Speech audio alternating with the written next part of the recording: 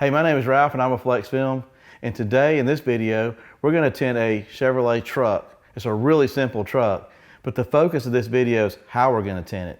We're going to use the plotter. I have a rolling plotter from Film and Vinyl Designs. We're going to dive into the software. We're going to see how I set this up and get these patterns to be crafted by this rolling plotter. I'm going to go over as much important detail as possible so you guys can learn a little bit more about a plotter, how it works, and what it can do for you. Okay, we're gonna dive into this now. I have basically left the plotter turned off, I have my laptop turned on, I have opened the program. But first, let me kind of tell you quickly what you have to do first. You have to find or identify the roll of film that you're gonna use to tint the vehicle with. I'm gonna start off with a 20-inch roll. This is not the most efficient way to do this, but for the video, it's just an extra roll I had laying around that I wanted to kind of get rid of, and I want to show you that this machine can do different size rolls, okay?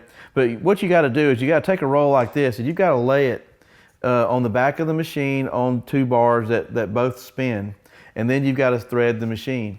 And the way you thread the machine is you lay the film down, and the side of the scratch coat side of the film side is what faces up, because there's a reason for that.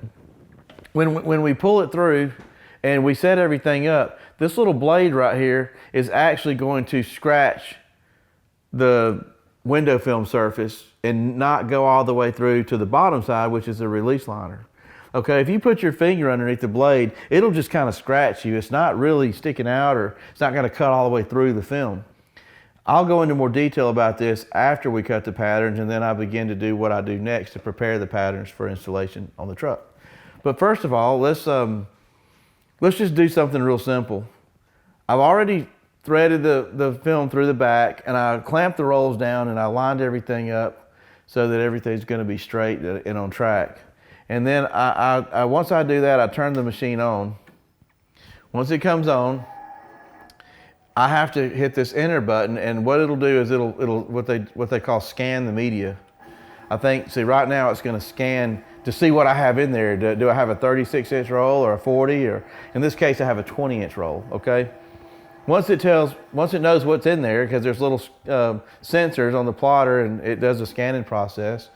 And by the way, I'm sort of new to the plotter. I don't use one every day. I'm a hand cutter, and if I can use one of these, you can. So if I struggle through this or I'm sort of slow, that's because I don't use it every day. But I have recently gotten it. I am excited, and I'm showing you what I know so far after about a week of on and off messing with this thing. Okay, so now that the machine knows what's in it, we're going to go to the software and we're going to open it up, and we're going to get to the car that we're going to tint, which in this case is a truck. This software was provided to me by Film and Vinyl Designs. Brett Wassel, who owns the company, is my mentor on plotters. This guy knows everything. All I gotta do is click on this little button right here that says open database. Let it open the database. I've already kind of pre-picked this out. This is a Chevrolet Silverado 1500 two-door pickup. I can go there and get all the years that I'm looking for. It's an 04. Right here I can pick short or long.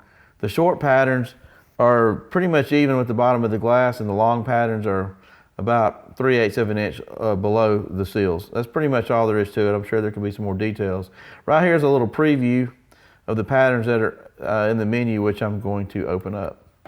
And as I open them up, there are my patterns. There's all kinds of different ways to do this. There's front visor strips, there's front and back windows, and pretty much everything that I need is here. And for right now, I'm going to cut out a rear window. So what I would do is I would come to this window. This is the particular one that I have, and I would just highlight it here with a little square like that. Once I highlight it, I can come over here and preview it right here, and there it is. At this moment, I'm going to hit a button, quick cut, and it's going to start cutting the pattern. But before I do that, I'm going to make sure that my window film is on the track evenly so it doesn't run off the track. And we're going to set the stage to cut this large pattern. But before we leave this screen, I want to come up here and point to this right here. See, it tells me right here, here it is, right here, that it's a 61.418 inches. That's how long the film in this 20-inch roll is going to be. So I'm going to run it out 61 inches and then run it back just to make sure the tracking is straight before I,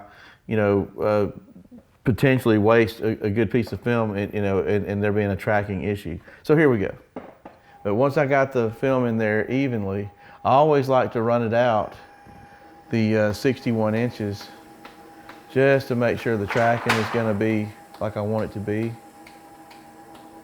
In this case, it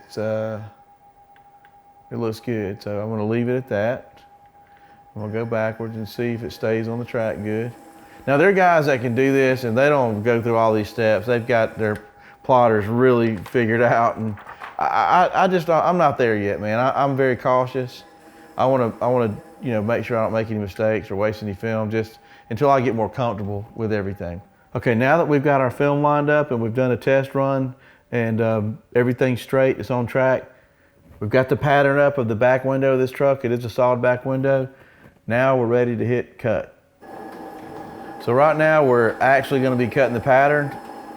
The film is moving forward, and the blade is going to cut or scratch the film in the shape of the glass, which is going to cut through the film only. Whew, I almost messed that up. The film was sticking on itself, but I caught it. We're okay. So far, so good. Just amazing how quick this is, how smooth it is. And voila, the pattern has been cut. Sometimes you can't walk away from these plotters. If you're not used to them like me, the film will sort of stick on itself, especially with the longer patterns. And I almost messed up, and the film almost double cut on itself, and that would have been disastrous. It may have cut through the whole thing, or it may have hurt our little Teflon strip. It definitely would have caused us probably to trash that pattern. So definitely get used to your plotter, and once you do, these things will just go a lot smoother. Now that we've cut the back window, now it's time to remove the pattern from the machine. We can do it with a knife and cut it in this little groove, or we can hit this sheet cut button and let the machine cut it for us, which I like to do. I think it's kind of cool. And once I press the button, it'll go all the way to one end, and as it comes back, it'll cut the film, and I'm going to hold it so it won't fall. And there we go. It's now been cut and separated from the roll. Now I'll show you what we're going to do next. Okay, I've just picked the film off the machine, and all we're going to do is put this film on our shop glass, and we're going to do a process they call weeding. We're going to remove the film part that we don't need, and then we'll be left with what we do need.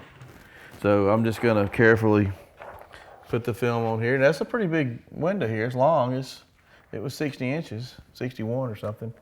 So we're going to spread this out. I sprayed the glass to spread it out.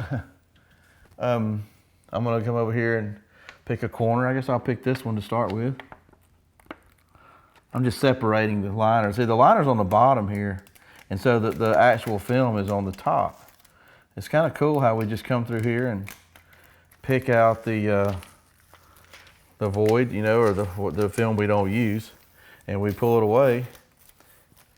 I had to set the downforce on this blade so that it only cuts through the film and not the release liner.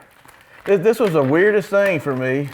When I first saw plotters, I said, wait a minute, you mean you're not cutting the whole thing? I mean, like, why are you not cutting the release liner? Well, I'm not an expert enough to really answer this question, but I think I can do it. These plotters are literally going to scratch, and they're going to cut through one layer. But if you were to actually get that blade deeper and cut through both layers, you're going to mess up the tracking on the machine, and it's going to pull it this way, pull it that way, because the way this machine works is the film is rolling front and back while this blade is going left and right. And you've got to harmonize. That film's making noises and crunchy sounds. The blade has to go back and forth while the machine is making the film go front and back. And if you've got tracking issues, and that blade is going too far in there and it's ripping the film and it's cutting all the way through it, there's no way you can cut a pattern that way. You literally have to like scratch the film, cut the layer of the layer here, and then peel it off, and then we can take a knife if we want to. I don't really have to do this step, but we can trim the release liner, you know, off if I want to reverse roll this film or Frankenstein it in the truck. It's my installation preference.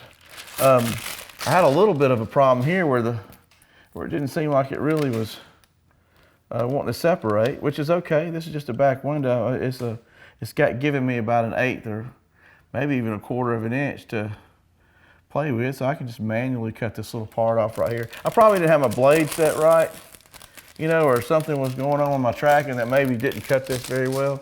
That's okay. I mean, it was just a quick little fix for me, and I can go around the rest of it. Some people wouldn't even do this step.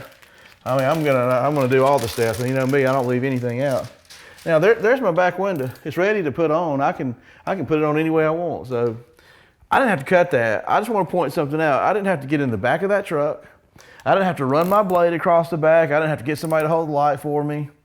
You know, it's kind of cool to have this plotter do all the work for me and cut out, even compensate for the little defroster elements. And all I got to do is just put it on this piece of glass, weed it, and I'm ready to just go in there, prep the glass, squeegee it, and throw it on and go on with my life. Especially if this truck, it's not, but if it was a 4-wheel drive and I had to get a ladder beside it and I had to go back and forth, this is going to save me a lot of time.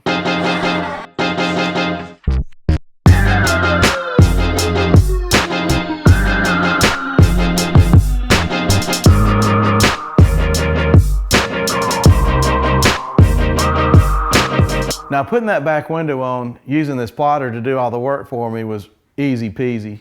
I'm gonna take this plotter behind me, I'm gonna cut out the rest of the windows.